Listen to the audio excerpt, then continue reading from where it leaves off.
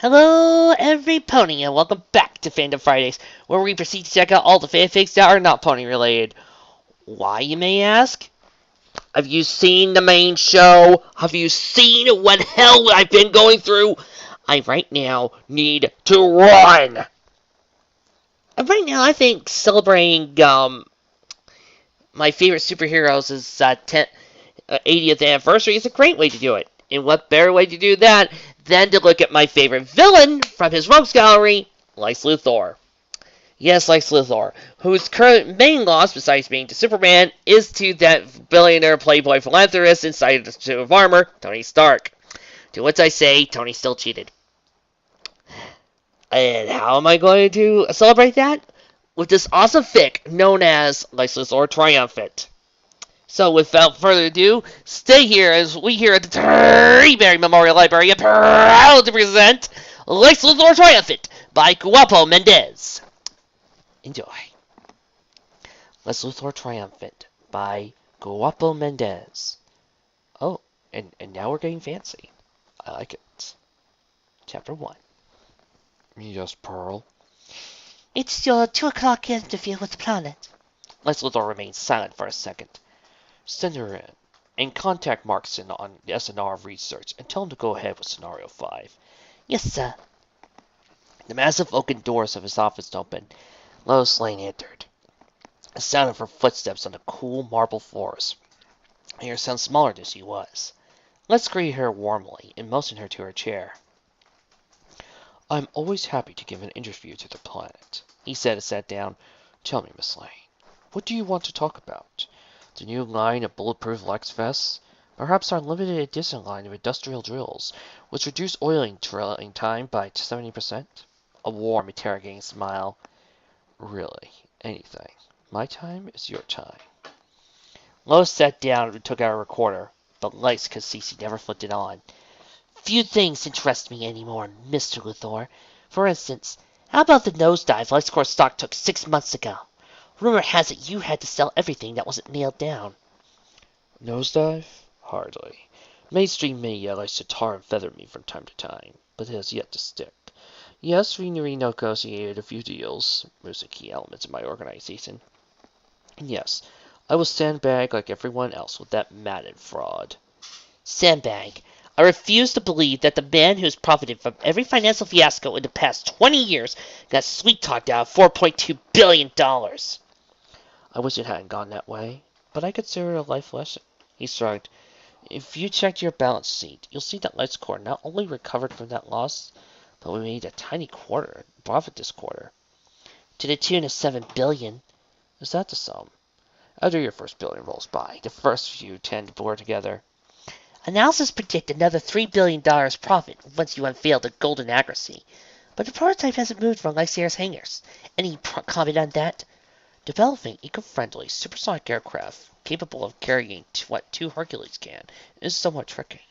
We're working out the kinks, and I'm confident we'll have it ready for the general public by the end of the year. Interesting. Now, how about... Lois looked down to her netpad, as if choosing her next question, but her will faltered. Enough of this, Luthor. Where is he? Lex examined Lois Lane when she came in. She looked desperate. True, she had done a remarkable job of primping herself up, but the signs were there. Her eyes were bloodshot from too little sleep, face riddled with frown marks. Her gestures were strained, he could see her hands tremble. Even her wardrobe was poorly chosen. Lex leaned back on his leather chair and picked up a crystal globe from his desk. As he toyed with it, Lois could see there was something encased in it. Miss Lane, I have no idea of whom you're talking about. Yes, you do. You goddamn know. Manners, Miss Lane, and I thought you came to talk about business. I don't care about you. I don't care about your stupid company or all your eco-friendly bullshit. Where is he? Lex Luthor stood up and walked towards the office's massive window. He looked down the city and spoke. I love this city. I love what it is and what it can do. It has talent and potential, and yes, it can be great if the right man is there to steer it. There is already a great man to steer it. No, Miss Lane, he is not a man. He may look like one, but he is not one.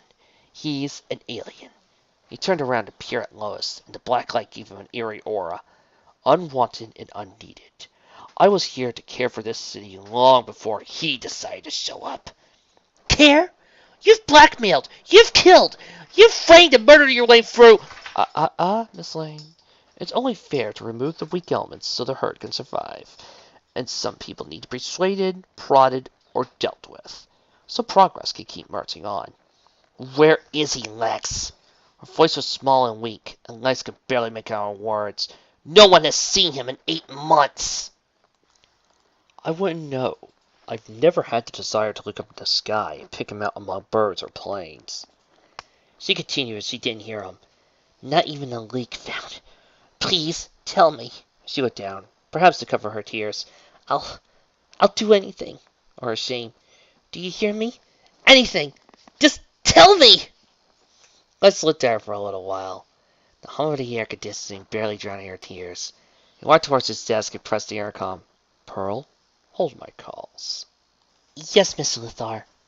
So you want to know? He says he not magnanimously. Fine, I'll tell you. He walked towards a bookcase and stood next to it. Alexander Luthor, +1. Code Sigma user Phi Epsilon Rho Sigma Alpha Ni. Retinal scanner took his readings, while the voice editor against its software processed his voice. Access granted. Good day, Mr. Luthor. The bookcase opened inwards, revealing a long, well-lit corridor leading to an elevator. Come, Miss Lane. Lois stood up, dumbfounded. Was Lex about to show her? She kept her JLA signal device close in hand to give the alarm if needed. She joined him at the entrance of the corridor, and they walked towards the elevator. Where to start? I might as well do it from the beginning. The lid case swung back and closed the passage. You spoke about the 4.2 billion loss we had 8 months ago? You were right. I am not an idiot. I saw through Madden, that glorified Ponzi schemer, the second he uttered a word. No. I needed a convenient way to show why LexCorp's balance sheet wouldn't show a profit for the first time in years. You see, Miss Lane, 6 months ago I needed an obscene amount of money to finally get rid of Superman. His casual mention of his name made Lois feel a cold, sharp rock in her chest. She put her hand in her pocket and found a JLA emergency signal and pressed the button. How to trap a man who could see Phantom atoms fog in Jupiter. It required a bit of planning, because his powers would tip him off in case there was a trap. Everything had to be perfect. He had to be lured in an emergency so dire that his other powers would be need to be focused on the task at hand, and thus unable to alert him. Throw in a few good-natured scientists working in a doomed space station, toiling for the betterment of mankind, and... He shrugged. You know, the Kryptonian's a sucker for that kind of thing. The fall of the shooting star. That was his last confirmed sighting. Yeah, exactly. He pressed the elevator button and the doors opened. After you. I got the shooting star a few years ago, after a couple of mergers. LexCorp needed another orbital lab, and it was cheaper to take over the company than ordering them to build me a new one. I pressed the only button in the elevator and it moved downwards. Once I had the lure, I worked on the trap. It took some work, and I had to dispose of several scientists and minor criminal masterminds to procure a working red sun lamp. The cheapest part of the operation was an 8-inch thick steel booth. My people put the red sun lamp inside a lead-lined box, to be activated when the doors closed. The booth was taken to the shooting star and installed over the likeliest place someone would use to soar it up, in case it happened to fall from orbit. You didn't! Lex raised his eyebrow. He's been missing for months, remember? She looked into her eyes and shivered. Now, where was I? Oh yeah, the trap. Booth installed, engine sabotaged, and down it goes. It was pretty dramatic to see the station plummet down to Earth. A fiery ball about to hit Metropolis, when out of the blue, the Kryptonian Set flies to the rescue. He maneuvered himself into position, and the booth got him. After that, I think the emergency thrusters made it splash into the nearby ocean, and no one suspected he never flew away. But the red sun lamp wouldn't have had time to take all his powers. He would... Oh, I'm sorry. Did I forget to mention that Metallo's kryptonite heart was also inside the booth? You bastard! The shooting star crashed somewhere in the Atlantic Ocean, and my people brought the booth to this lab. He recounted with relish as the elevator doors opened. His brain surgery took my team of surgeons 18 hours to complete. He walked out. Lois Lane did not move, unable to believe what she just heard. Miss Lane, I got the video if you wanted, Lex said as he popped back into the elevator. For now, come down the corridor to the right. You see, we could not go willy-nilly into his brain and cut, as much as I would have liked. That's why it took so long. But once I had the Kryptonian under anesthetics, I wasn't going to let him recover. Not now, not ever. Of course, I had the pleasure of beating 7 shades of shit out of him within the first week. Then I had some of my men join in the fun. Nothing that would permanently damage him, no, but enough to let me release a lot of parental pressure. He smiled as Lex started to use the fingerprint rental scanners at the massive door that barred their way. This carried on for 9 days. On the 10th day, he wept like a baby at the mere sight of me. I knew he was broken. Those uncomprehending eyes, the gaze of a man who has no idea why he was in so much pain. But he's completely unable to prevent it as I hit him again and again. The man of steel will never rise again. Lois walked down the corridor into the brightly lit chamber, barely saying a word. Once that was out of the way, I turned him to my team of scientists. They studied 24 hours a day, 7 days a week for 2 months. When that was over, I knew everything there was to know about Kryptonian physiology. That was when we really started to bleed like squirt dry. They entered a large computer room with 3 walls covered in monitors, diagrams, and charts. The other wall had a large 2-way mirror, covered with a curtain. Next to the mirror were 8 large chairs in disarray. In one corner there was a locker and a rather big helmet. You could tell this room had been designed for at least 20 people working simultaneously, seeing a lot of use. Seeing it empty made it seem more sinister than it was. The smell of chlorine and Lois, ephedrine, and several crime scenes could see the faint traces of hastily wiped blood. I could cover up most of what we invested in this product, but no amount of book juggling would cover our real expenses. $4.2 billion was a sum I could not cover in any way, so I got leaked to the press. The creation of a chip that would enable a computer to interface with Kryptonian brain and the development of software to actually control it cost us another $6 billion. I even had to invest in supercomputers to handle the stress. But after that was said and done, I could control him completely. You, Lost Man began to whisper, have no idea. Do sit down. I'm saving your best for last. He motioned to a chair.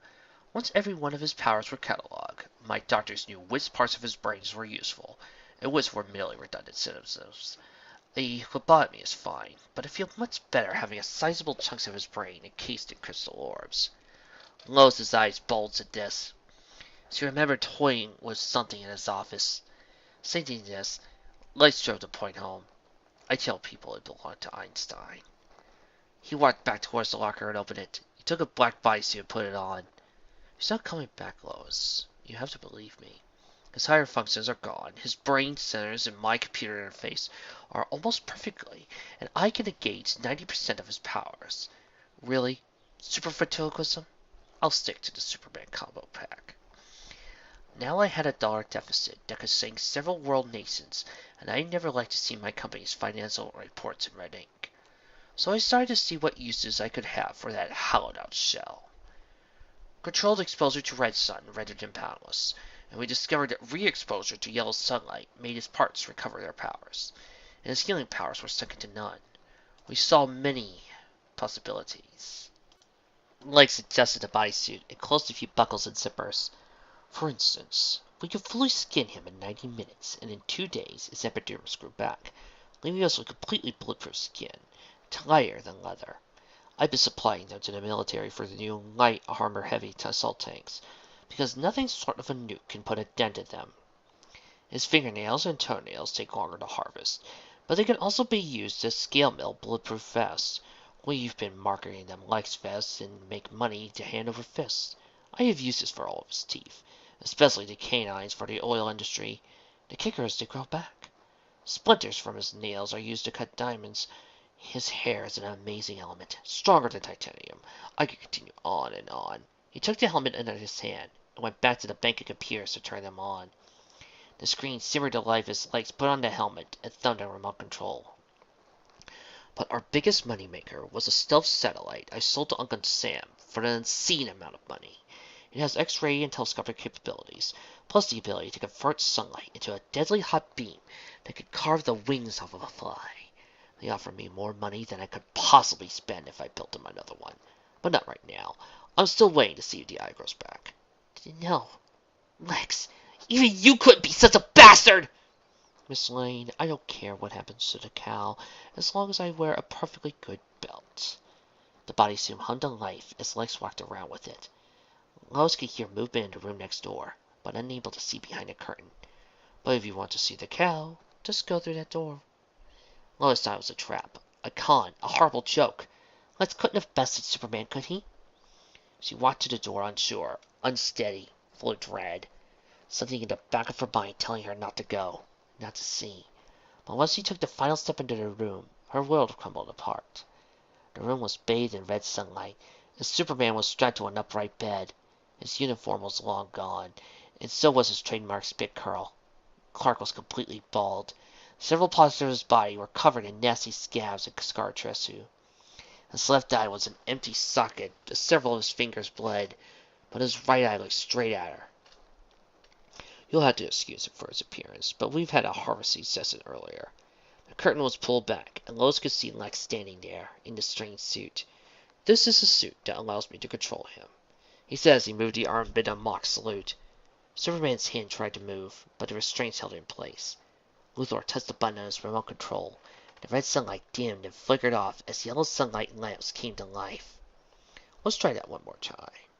He moved his arm, and Superman's arms ripped out the restraints. Much better. He walked forward as Superman lunged at Lois. She held his arm braced many times. It was never anything more than caring and loving. She never knew how hard Clark worked to make invulnerable skin feel so soft to the touch. Lex Luthor had no such restraint, no such knowledge. She felt a sharp pain on her side, and the air was squeezed out of her lungs, so the arms, more powerful than a locomotive, nearly crushed the life out of her. Lex! What are you doing? Miss Lane, you hardly think I explained my master stroke and let you get back to the planet? He said as he took off the helmet and placed it on his desk. By the way, the JLA signal was blocked the moment you entered the building. During those 9 days, the man as Zinc managed to disclose an awful lot of secrets. Now, I knew you'd be looking for him, and I knew you'd eventually come to me when it was obvious he wasn't gallivanting through the galaxy or in another dimension. I wanted to see you crawl to my office and beg for the slightest chance to know what had happened to poor old Clark. It took her a second. Clark? Oh, God, you know. Jonathan is already dead, and Martha is going to follow him soon.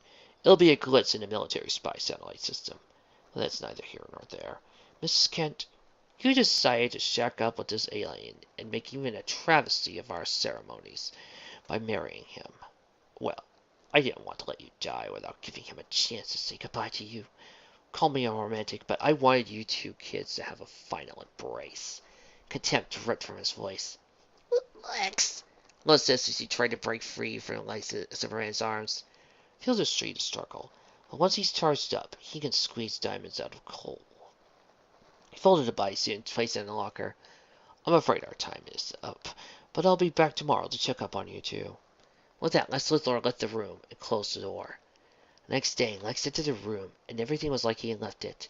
Superman still stood. His arms embraced Lois, and looked like she had spent the worst day of her life. How are you two holding up? There's still a spark between you two? Lois's lips were parched, and her head was pinned to the side. The presence of Superman's arms unable to turn. They'll find you, Perry. Jimmy. No, I can't hear. Her voice was strained and hoarse. Yes, and you also left around 3 p.m. yesterday.